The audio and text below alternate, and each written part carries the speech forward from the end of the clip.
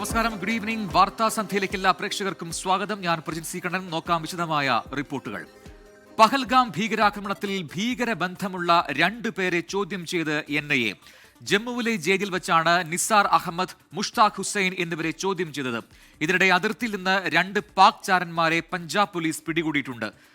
സിന്ധു നദീജല കരാർ മരവിപ്പിച്ചതിന് പിന്നാലെ പാകിസ്ഥാനിലേക്ക് ഒഴുകുന്ന ചെന്നാബ് നദിയിലെ ജലത്തിന്റെ അളവ് ഇന്ത്യ കുറച്ചു. 2023 ഭീകരാക്രമണ കേസുകളിൽ ജമ്മുവിലെ കോട്ട് ബൽവാൽ ജയിലിൽ കഴിയുന്ന നിസാർ അഹമ്മദ്, മുഷ്താഖ് ഹുസൈൻ എന്നിവരെയാണ് NIA ചോദ്യം ചെയ്തത്. പെഹൽഗാമിൽ ആക്രമണം നടത്തിയ ഭീകരർക്ക് നേരത്തെ ഇവർ സഹായം നൽകിയതായി കണ്ടെത്തിയ സാഹചര്യത്തിലാണ് ചോദ്യം ചെയ്യൽ. ഭീകരവാദ ബന്ധമുള്ള 75 പേരെ NIA ഇതിനകം കസ്റ്റഡിയിൽ എടുത്തു. പ്രാദേശിക ഭീകരർക്കെതിരായ ഏജൻസികളുടെ നടപടികളും തുടരുകയാണ്. 3000-ലേറെ പേർ നിലവിൽ കസ്റ്റഡിയിലുണ്ട്. അമൃത്സറിലെ കരസേന കന്റോൺമെന്റ്, വ്യോമസേന താവളം എന്നിവയുടെ തന്ത്രപ്രധാനമായ ചിത്രങ്ങളും വിവരങ്ങളും ISIക്ക് കൈമാറിയ പലക് ഷേർ മസിഹ്, സൂരജ് മസിഹ് എന്നീ 2 ചാരന്മാരെ പഞ്ചാബ് പോലീസ് അറസ്റ്റ് ചെയ്തു. ജയിലിലുള്ള കൊടും കുറ്റവാളി ഹർപ്രീത് സിംഗിന്റെ നിർദ്ദേശമനുസരിച്ചാണ് ഇവർ വിവരങ്ങൾ കൈമാറിയത്. പാകിസ്ഥാനെതിരായ കൂടുതൽ നടപടികളുടെ ഭാഗമായി ചെനാബ് നദിയിലെ ബംഗ്ലിഹാർ ഡാമിന്റെ ഷട്ടർ ഇന്ത്യ താഴ്ത്തി. ജലം കിഷൻഗംഗ ഡാമിലും സമാന നടപടി സ്വീകരിക്കാനാണ് തീരുമാനം. അതിനിടെ വ്യോമസേനാ മേധാവി air chief marshal AP Singh പ്രധാനമന്ത്രി നരേന്ദ്രമോദിയുമായി കൂടിക്കാഴ്ച നടത്തി.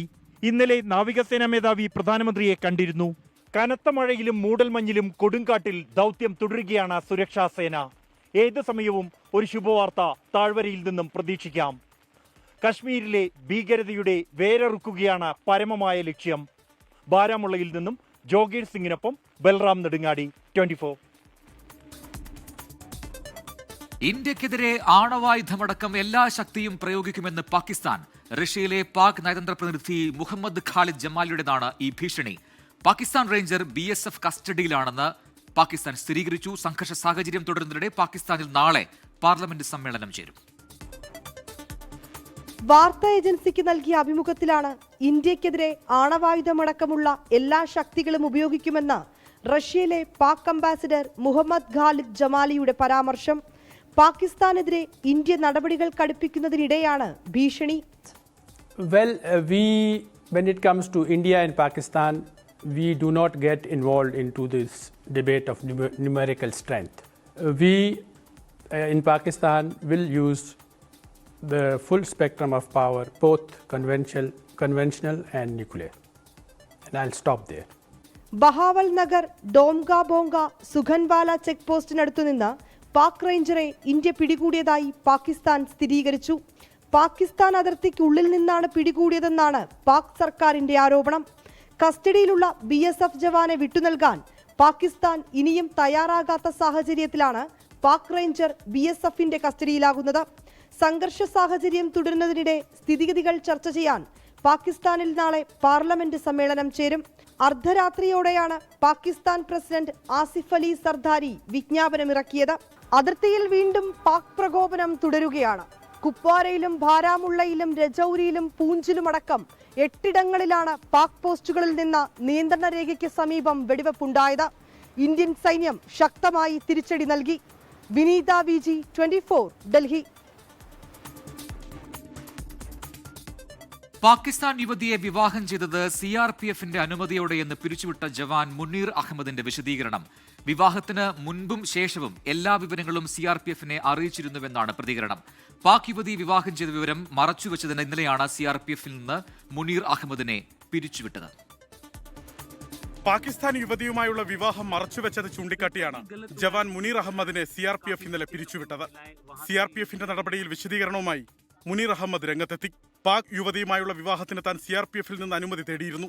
അനുമതി തേടി 5 മാസങ്ങൾക്കു ശേഷം തനിക്ക് മറുപടി ലഭിച്ചു എന്നും മുനീർ അഹമ്മദ്. एक्चुअली ये हमारी शादी 24 मई 2024 को हुई थी, वीडियो कॉन्फ्रेंस के जरिए. ये मेरी कज़न है, मेरे मामू की बेटी है. मैं CRPF में कार्यरत हूँ.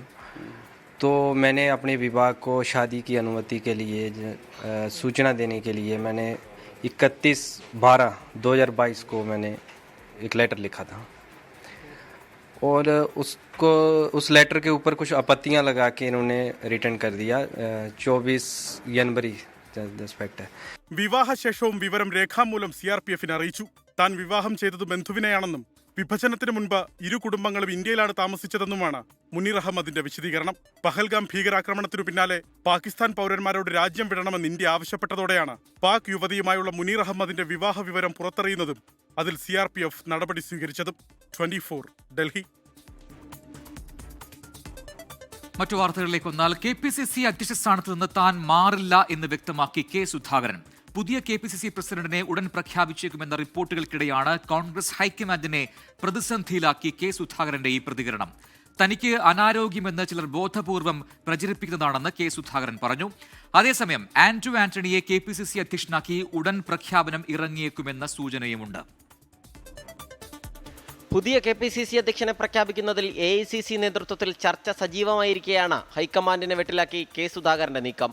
പ്രചാരണങ്ങൾ ശരിയല്ലെന്നും തന്നോട് മാറാൻ ആരും പറഞ്ഞിട്ടില്ലെന്നുമുള്ള കെ സുധാകരന്റെ പ്രതികരണത്തിൽ നേതൃത്വം പ്രതിരോധത്തിലായി. തനിക്ക് അനാരോഗ്യമെന്നത് തെറ്റായ പ്രചരണമാണെന്നും ഇടതു സർക്കാരിനെ ഇറക്കിയേ താൻ പോകൂവെന്നും സുധാകരൻ പറയുന്നു. UDF അധികാരത്തിലെത്തുന്നതുവരെ അധ്യക്ഷ സ്ഥാനത്ത് തുടരേണ്ടത് ആവശ്യമെന്ന് കെ സുധാകരൻ 24-നോട് പറഞ്ഞു. ആരും എന്നോട് മാറാൻ വേണ്ടി ആവശ്യപ്പെടുന്നവരില്ല. എൻ്റെ സേവനം ലഭിക്കണമെന്ന് ആഗ്രഹിക്കുന്നവരാണ് പാർട്ടി പ്രവർത്തകന്മാർ. ഇടതുപക്ഷത്തെ ഇറക്കുക, പിണറായി വിജയൻ്റെ സർക്കാരിനെ ഇറക്കുക എന്നതാണ് എൻ്റെ ആത്യന്തിക ലക്ഷ്യം. അത് ചെയ്തേ ഞാൻ അടങ്ങും. ആഗ്രഹമല്ല, ആവശ്യം. എന്നാൽ KPCC അധ്യക്ഷനെ മാറ്റാനുള്ള ചർച്ചകൾ നേതൃത്വത്തിൽ സജീവമാണ്. ആന്റണിയുടെയും സണ്ണി ജോസഫിന്റെയും പേരുകളാണ് പരിഗണനയിൽ. അധ്യക്ഷ സ്ഥാനവുമായി ബന്ധപ്പെട്ട അറിയിപ്പുകളൊന്നും ലഭിച്ചിട്ടില്ലെന്ന് ആന്റണി. കോൺഗ്രസ് ഹൈക്കമാൻഡിൽ നിന്നുള്ള ഒരറിയിപ്പും എനിക്കിത് സംബന്ധമായി കിട്ടിയിട്ടില്ല. അതുകൊണ്ട് ബാക്കിയെല്ലാം പ്രചരിക്കുന്നതെല്ലാം ഊഹാപോഹങ്ങൾ മാത്രമാണ്. എന്നാൽ കെ സുധാകരനുള്ള പിന്തുണ ആവർത്തിച്ച കെ മുരളീധരൻ ഉൾപ്പെടെയുള്ള നേതാക്കൾ രംഗത്തെത്തി. ഇപ്പോഴൊരു മാറ്റം നല്ലതല്ല എന്നുള്ള അഭിപ്രായമാണ് എന്നെപ്പോലുള്ളവർക്കുണ്ട്. ഫൈനൽ അതോറിറ്റി എന്ന് പറയുന്ന ഹൈക്കമാൻഡാണ്. പദവി ഒഴിയാൻ കെ സുധാകരൻ തയ്യാറാകുന്നില്ലെങ്കിൽ പ്രശ്നപരിഹാരത്തിന് ഹൈപ്പവർ കമ്മിറ്റിയെ രൂപീകരിക്കാനാണ് ആലോചന. KPCC അധ്യക്ഷനുമായി ബന്ധപ്പെട്ട് അനിശ്ചിതത്വം എന്ന ചർച്ചകൾ പാർട്ടിയെ പ്രതികൂലമായി ബാധിക്കുമെന്നാണ് വിലയിരുത്തൽ. 24 തിരുവനന്തപുരം. അല്പസമയം മുൻപ് വന്നൊരു വാർത്തയിലേക്കാണ് ഇനി. പത്തനംതിട്ടയിൽ നീറ്റ് പരീക്ഷയിൽ ആൾമാറാട്ട ശ്രമം എന്ന സംശയം. വ്യാജ ഹാൾ ടിക്കറ്റുമായി തിരുവനന്തപുരം സ്വദേശിയായ വിദ്യാർത്ഥി പിടിയിലായി. AV ജയശങ്കർ പത്തനംതിട്ടയിൽ നിന്ന് ചേരുന്നു ടെലിഫോൺ ലൈനിൽ കൂടുതൽ വിവരങ്ങളുമായി. ഈ ആൾമാറാട്ടം എന്നത് ഒരു സംശയം മാത്രമാണോ? എന്താണ് ഇങ്ങനെ ഇൻവിജിലേറ്റർക്ക് തോന്നാൻ കാരണം? ഇപ്പോഴത്തെ സാഹചര്യം എന്താണ്? അതായത് പ്രജിൻ, ഈ പത്തനംതിട്ടയിൽ നടന്ന നീറ്റ് പരീക്ഷയിലാണ് വ്യാജ ഹാൾ ടിക്കറ്റുമായി വിദ്യാർത്ഥി പരീക്ഷ എഴുതാൻ വന്നു എന്ന് പോലീസ് സംശയിക്കുന്നത്. ഈ ഹാൾ ടിക്കറ്റിൽ ചില പ്രശ്നങ്ങൾ കണ്ടതോടുകൂടിയാണ് പരീക്ഷയുടെ ചുമതലയുള്ള സെന്റർ ഒബ്സർവർ പോലീസിൽ പരാതി നൽകിയത്. ഈ പരാതിയുടെ അടിസ്ഥാനത്തിലാണ് തിരുവനന്തപുരം സ്വദേശിയായ വിദ്യാർത്ഥിയെ നിലവിൽ പോലീസ് ചോദ്യം ചെയ്തുകൊണ്ടിരിക്കുന്നത്. പത്തനംതിട്ട തൈക്കാവ് സ്കൂളിലെ പരീക്ഷാ കേന്ദ്രത്തിൽ വെച്ചാണ് ഇത്തരത്തിൽ ഈ വ്യാജ ഹാൾ ടിക്കറ്റാണെന്നൊരു സംശയത്തിന്റെ അടിസ്ഥാനത്തിൽ ഇത്തരത്തിൽ വിദ്യാർത്ഥിയെ പോലീസ് കസ്റ്റഡിയിലെടുക്കുകയും നിലവിൽ ചോദ്യം ചെയ്യുകയും ചെയ്ത തിരുവനന്തപുരം സ്വദേശിയായ മറ്റൊരു വിദ്യാർത്ഥിയുടെ പേരിലുള്ള ഒരു വ്യാജ ഹാൾ ടിക്കറ്റ് ചമച്ച് ഈ വിദ്യാർത്ഥി പരീക്ഷ എഴുതാനെത്തിയെന്നാണ് പോലീസിന്റെ പ്രാഥമികമായ നിഗമനം. ഈ ഹാൾ ടിക്കറ്റ് ഒത്തുനോക്കിയ ഘട്ടത്തിൽ ഈ ഹാൾ ടിക്കറ്റുമായി ബന്ധപ്പെട്ട പരിശോധനകൾ നടത്തിയ ഘട്ടത്തിലാണ് ഇത് അസാധുവായ ഹാൾ ടിക്കറ്റാണ്, സ്വാധുവായ ഹാൾ ടിക്കറ്റ് അല്ല എന്നൊരു നിഗമനത്തിൽ പരീക്ഷയുമായി ബന്ധപ്പെട്ട ആളുകൾ എത്തിയത്. പിന്നാലെയാണ് സെന്റർ ഒബ്സർവർ പോലീസിൽ വിവരമറിയിച്ചത്. പോലീസ് എന്തായാലും ഈ വിദ്യാർത്ഥിയെ ചോദ്യം ചെയ്തുകൊണ്ടിരിക്കുകയാണ്. വിദ്യാർത്ഥിയുടെ കുടുംബാംഗങ്ങൾ ഉൾപ്പെടെയുള്ള ആളുകൾ സ്റ്റേഷനിലുണ്ട്. എന്തായാലും വിശദമായ ചോദ്യം ചെയ്യലിന് ശേഷമായിരിക്കും ഇക്കാര്യത്തിൽ പോലീസ് തന്നെയായിരിക്കും ഒരു വ്യക്തത വരുത്തുക. എന്തായാലും പ്രാഥമികമായി ലഭിക്കുന്ന വിവരങ്ങൾ അനുസരിച്ച് വ്യാജ ഹാൾ ടിക്കറ്റുമായി പരീക്ഷ എഴുതാൻ തന്നെയാണ് ഈ വിദ്യാർത്ഥി എത്തിയത് എന്ന് തന്നെയാണ്. ഇതുമായി ബന്ധപ്പെട്ട പോലീസിന്റെ ചോദ്യം ചെയ്യൽ പുരോഗമിക്കുകയാണ്. പ്രജിത്, AV ജയശങ്കറാണ് വിശദാംശങ്ങൾ നൽകിയത് പത്തനംതിട്ടയിൽ നിന്ന്. ഇനി തൃശൂർ പൂരം വിശേഷങ്ങളിലേക്കാണ്. പൂരം, പൊടിപൂരം.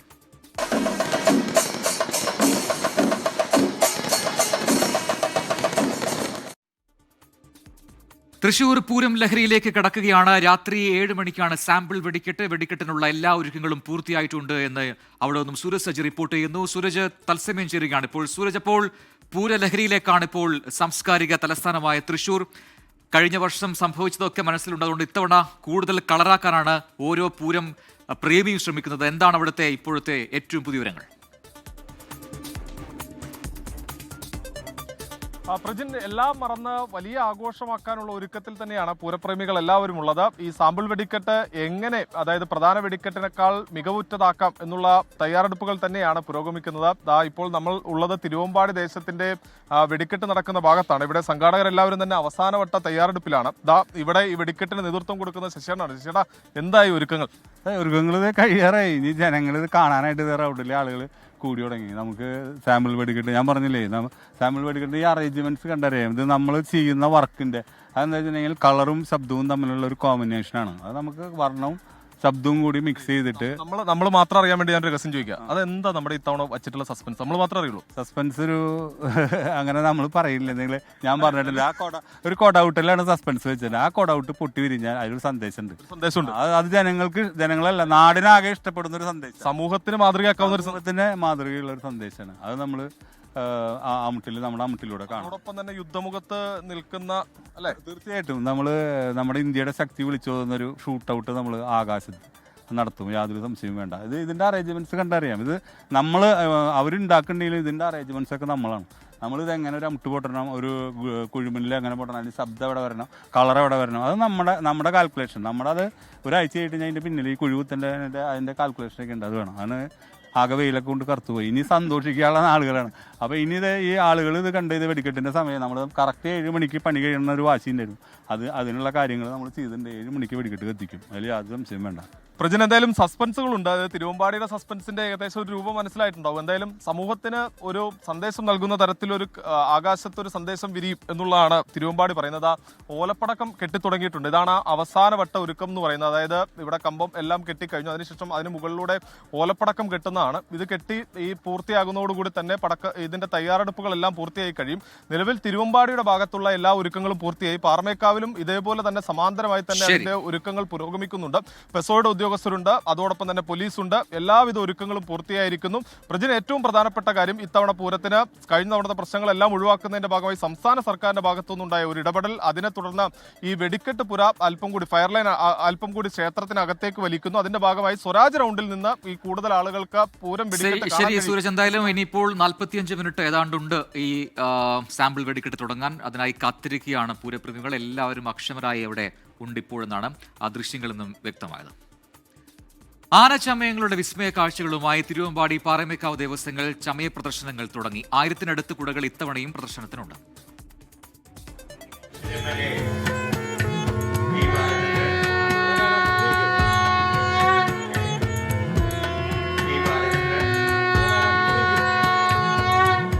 കേന്ദ്രമന്ത്രി സുരേഷ് ഗോപി, മന്ത്രിമാരായ K Rajan, doctor R Bindu എന്നിവർ ചേർന്ന് ഇരുവിഭാഗങ്ങളുടെയും ചമയ പ്രദർശനങ്ങൾ ഉദ്ഘാടനം ചെയ്തു.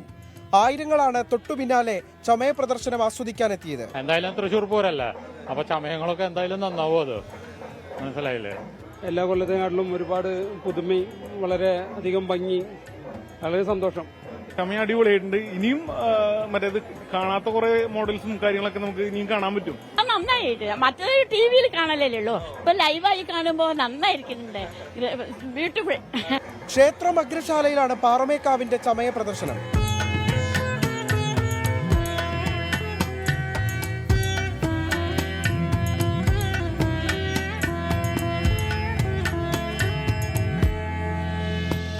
കൗസ്തുഭം ഹാളിൽ തിരുവമ്പാടിയുടെ പ്രദർശനവും.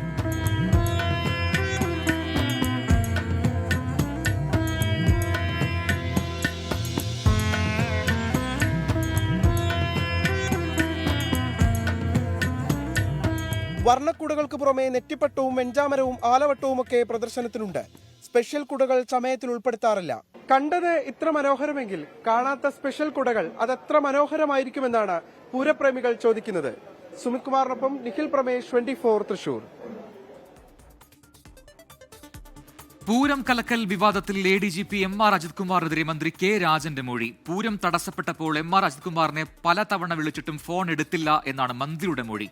DGPയുടെ നേതൃത്വത്തിലുള്ള സംഘം അടുത്തയാഴ്ച MR അജിത് കുമാറിന്റെ മൊഴി രേഖപ്പെടുത്തും. DGP ഷെയ്ഖ് ദർവേഷ് സാഹിബിന്റെ നേതൃത്വത്തിലുള്ള അന്വേഷണ സംഘത്തിനോടാണ് മന്ത്രി കെ രാജൻ മൊഴി നൽകിയത്. മന്ത്രിയുടെ മൊഴിയുടെ വിവരങ്ങൾ ഇങ്ങനെ: പൂര ദിവസം രാവിലെ മുതൽ അജിത് കുമാർ തൃശ്ശൂരിലുണ്ടായിരുന്നു. പലതവണ ഫോണിലും നേരിട്ടും സംസാരിച്ചു. തെക്കോട്ടിറക്ക സമയത്ത് പോലീസിന്റെ ഭാഗത്ത് നിന്ന് മോശം ഇടപെടലുണ്ടായി. പിന്നീട് അജിത് കുമാറിനെ കണ്ടപ്പോൾ രാത്രി എഴുന്നള്ളിപ്പ് സമയത്ത് പ്രശ്നസാധ്യതയുണ്ടെന്ന മുന്നറിയിപ്പും അത് പരിഹരിക്കാനുള്ള ഇടപെടൽ നടത്തണമെന്ന നിർദ്ദേശവും നൽകി. എന്നാൽ ചുമതലയുണ്ടായിരുന്ന ADGP ആയിട്ടും ചെയ്തില്ല. പൂരം തടസ്സപ്പെട്ട സമയത്ത് പലതവണ തുടരെ വിളിച്ചിട്ടും കിട്ടിയില്ല. ഔദ്യോഗിക നമ്പറിന് പുറമെ പേഴ്സണൽ നമ്പറിൽ വിളിച്ചപ്പോഴും എടുത്തില്ലെന്നും മന്ത്രിയുടെ മൊഴിയിലുണ്ട്. അജിത് കുമാറിന്റെ മൊഴി അടുത്തയാഴ്ച രേഖപ്പെടുത്തും. മൊഴി നൽകിയെന്ന് മന്ത്രി കെ രാജൻ സ്ഥിരീകരിച്ചു. മൊഴി കൊടുത്തു എന്നുള്ളതിൽ ഒന്നും ഒളിച്ചു വയ്ക്കാനില്ല. മൊഴി കൊടുത്തത് രേഖാപ്രകാരമാണ്. രാവിലെ വിളിച്ചപ്പോൾ അദ്ദേഹം ഫോൺ എടുത്തിട്ടുണ്ടായിരുന്നില്ല എന്നുള്ള കാര്യം ഞാൻ മൊഴിയിൽ പറഞ്ഞിട്ടുണ്ട്, പത്രമാധ്യമങ്ങളോടും പറഞ്ഞിട്ടുണ്ട്. ഒരു പുതിയ കാര്യവും ഇപ്പോൾ ഉണ്ടായിട്ടില്ല. സർക്കാർ നയപരമായ തീരുമാനമെടുക്കുമെന്ന് CPM സംസ്ഥാന സെക്രട്ടറി MV ഗോവിന്ദൻ. നയപരമായ തീരുമാനമെടുക്കുക, തീരുമാനത്തെ അടിസ്ഥാനപ്പെടുത്തിയിട്ട് ഗവൺമെന്റ് മുന്നോട്ടേക്ക് പോകുക എന്നുള്ളതാണ് കാണുന്നത്. വിവാദങ്ങളിൽ ADGPയുടെ പേരുണ്ടാകാൻ പാടില്ലായിരുന്നുവെന്ന് CPI സംസ്ഥാന സെക്രട്ടറി ബിനോയ് വിശ്വം പറഞ്ഞു. അന്വേഷണ റിപ്പോർട്ട് വന്നാൽ അപ്പോൾ നിലപാട് സ്വീകരിക്കുമെന്നായിരുന്നു LDF കൺവീനർ TP രാമകൃഷ്ണന്റെ പ്രതികരണം. 24 തിരുവനന്തപുരം. ഇടുക്കിയിലെ സർക്കാർ പരിപാടിയിൽ പാടാൻ റാപ്പർ വേടൻ എത്തുന്നു. സംസ്ഥാന സർക്കാരിന്റെ 4ാം വാർഷികത്തോടനുബന്ധിച്ചുള്ള എന്റെ കേരളം പ്രദർശന വിപണന മേളയിലാണ് നാളെ വേടന്റെ റാപ്പ് ഷോ. കഞ്ചാവ് കേസിനെ തുടർന്ന് ഈ പരിപാടി നേരത്തെ റദ്ദാക്കിയിരുന്നു. വേടനെ വേട്ടയാടാൻ സർക്കാരിന് ഉദ്ദേശമില്ലെന്ന് CPIM സംസ്ഥാന സെക്രട്ടറി MV ഗോവിന്ദനും വനം വകുപ്പ് ഇരട്ടത്താപ്പിന്റെ വകുപ്പാകാൻ പാടില്ലെന്ന് CPI സംസ്ഥാന സെക്രട്ടറി ബിനോയ് വിശ്വവും പ്രതികരിച്ചു. ഇടുക്കി ചെറുതോണിയിൽ നടക്കുന്ന എന്റെ കേരളം പരിപാടിയിൽ റാപ്പർ വേടൻ പരിപാടി അവതരിപ്പിക്കേണ്ടിയിരുന്നത് കഴിഞ്ഞ 29-നാണ്. എന്നാൽ കൊച്ചിയിലെ ഫ്ളാറ്റിൽ നിന്ന് കഞ്ചാവുമായി 28-ന് വേടനെ പിടികൂടിയതോടെ ഈ പരിപാടി റദ്ദാക്കി. പോലീസും വനം വകുപ്പും എടുത്ത കേസിന് പിന്നാലെ വേടൻ ലഭിച്ചത് വലിയ ജനപിന്തുണയാണ്. പുലിപ്പല്ല് കേസിൽ തിടുക്കപ്പെട്ടുള്ള വനം വകുപ്പിന്റെ നടപടിയിൽ വലിയ വിമർശനവും നേരിട്ടു. വേടനെ വേട്ടയാടാൻ സർക്കാരിന് ഉദ്ദേശമില്ലെന്ന് CPIM സംസ്ഥാന സെക്രട്ടറി MV ഗോവിന്ദൻ. വേടൻ പാടിയതും പറഞ്ഞതുമെല്ലാം അനുഭവത്തിൽ നിന്നാണെന്ന് CPI സംസ്ഥാന സെക്രട്ടറി ബിനോയ് വിശ്വവും പറഞ്ഞു. വേടൻ തെറ്റായ നിലപാട് സ്വീകരിച്ചിട്ടുണ്ട് എന്ന് വേടൻ തന്നെ സമ്മതിച്ചിട്ടുണ്ട്. അത് ഞാൻ തിരുത്തുകയാണ്. അപ്പോൾ തിരുത്താനുള്ള ഒരു ഇടപെടൽ എന്ന രീതിയിൽ ഗവൺമെന്റിന്റെ ഈ ഇടപെടൽ കണ്ടാൽ മതി. തെറ്റ് പറ്റിയത് സമ്മതിച്ചു, അതൊരു മഹത്വമാണ്. വനം വകുപ്പ് ഇരട്ടത്താപ്പിന്റെ വകുപ്പാകാൻ പാടില്ല. നാളെ വൈകിട്ട് 7 മണിക്ക് Vazhathoppu vocational higher secondary school മൈതാനിയിലാണ് വേടന്റെ റാപ്പ് ഷോ.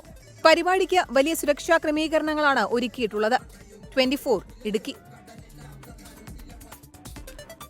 കോൺഗ്രസ് നേതാക്കൾ തിരിഞ്ഞു നോക്കുന്നില്ലെന്ന് ആത്മഹത്യ ചെയ്ത വയനാട് DCC മുൻ ട്രഷറർ NM വിജയന്റെ കുടുംബം. സംരക്ഷണം ഏറ്റെടുത്ത പ്രിയങ്ക ഗാന്ധിയെ കാണാൻ പോലും അവസരം തരുന്നില്ല. 10 ദിവസത്തിനകം പ്രശ്നം പരിഹരിച്ചില്ലെങ്കിൽ കൂടുതൽ കാര്യങ്ങൾ വെളിപ്പെടുത്തേണ്ടി വരും എന്നാണ് കുടുംബത്തിന്റെ മുന്നറിയിപ്പ്. ഒപ്പമുണ്ടെന്ന് പ്രിയങ്ക ഗാന്ധിയും KPCC നേതൃത്വവും NM വിജയന്റെ കുടുംബത്തിന് നേരിട്ടുറപ്പ് നൽകിയതാണ്.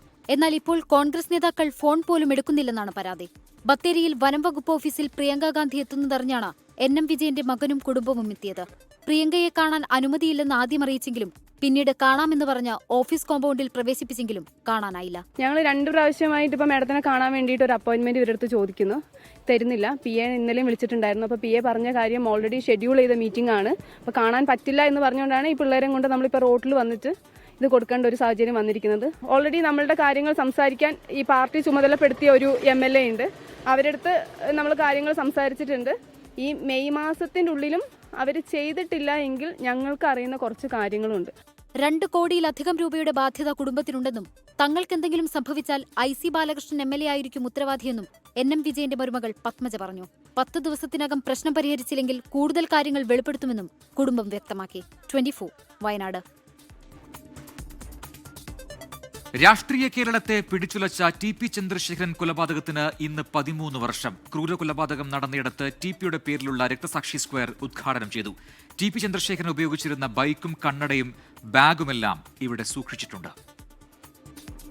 TP ചന്ദ്രശേഖരനെ ക്രൂരമായി കൊലപ്പെടുത്തിയ സ്ഥലത്താണ് രക്തസാക്ഷി ചത്വരം. ആക്രമണ സമയത്ത് TP സഞ്ചരിച്ച ബൈക്ക്, തെറിച്ചു വീണ കണ്ണട, ബാഗ്, TPയുടെ രക്തം കലർന്ന മണ്ണ്, അങ്ങനെ ജീവിക്കുന്ന ഓർമ്മകൾ സ്മാരകത്തിലുണ്ട്.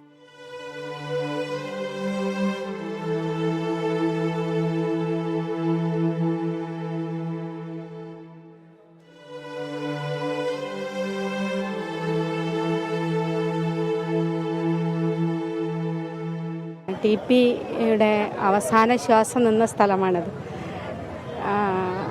ആ ശ്വാസം നിലച്ച മണ്ണ് ഞങ്ങൾക്ക് സ്വന്തമാക്കണമെന്നുണ്ടായിരുന്നു.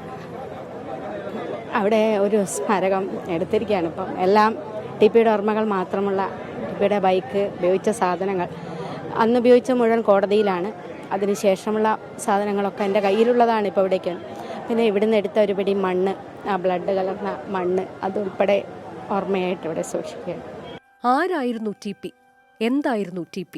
TPയുടെ ജീവിതയാത്ര ഈ സ്മാരകത്തിലെത്തുന്നവർക്ക് അറിയാൻ സ്ക്രീനിൽ ഒരുക്കിയിട്ടുണ്ട്. സ്ക്വയറിന് മുന്നിൽ TPയുടെ പ്രതിമയുണ്ട്. ഈ ഓർമ്മകളിലൂടെ സഞ്ചരിക്കുമ്പോൾ KK രമയുടെ കണ്ണ് നിറയുന്നുണ്ടായിരുന്നു.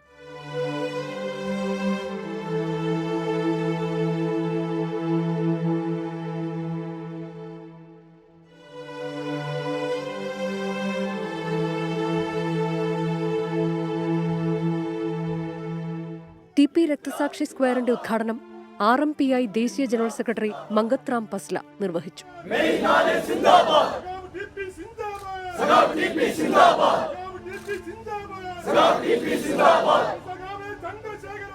24 കോഴിക്കോട്.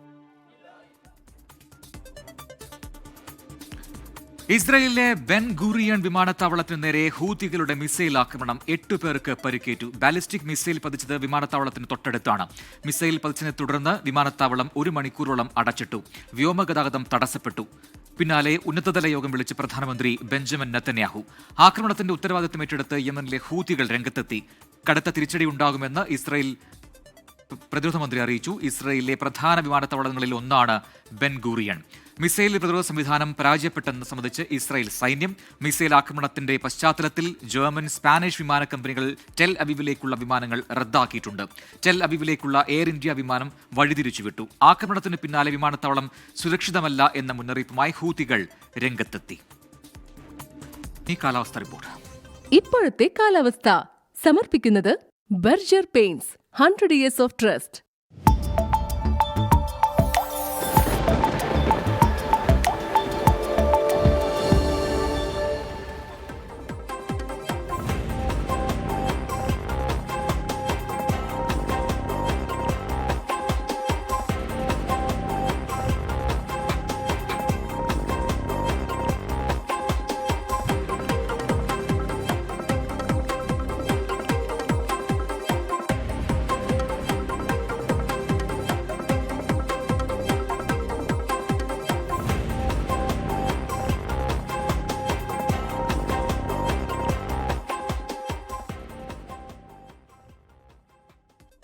ഇനി ഇന്നത്തെ സ്വർണ്ണവില. ഇന്നത്തെ സ്വർണ്ണനിരക്ക് സമർപ്പിക്കുന്നത് സ്പർശ ഗോൾഡ് ആൻഡ് ഡയമണ്ട്സ്. ഡിജിറ്റലാകൂ ഇനി സ്പർശയോടൊപ്പം.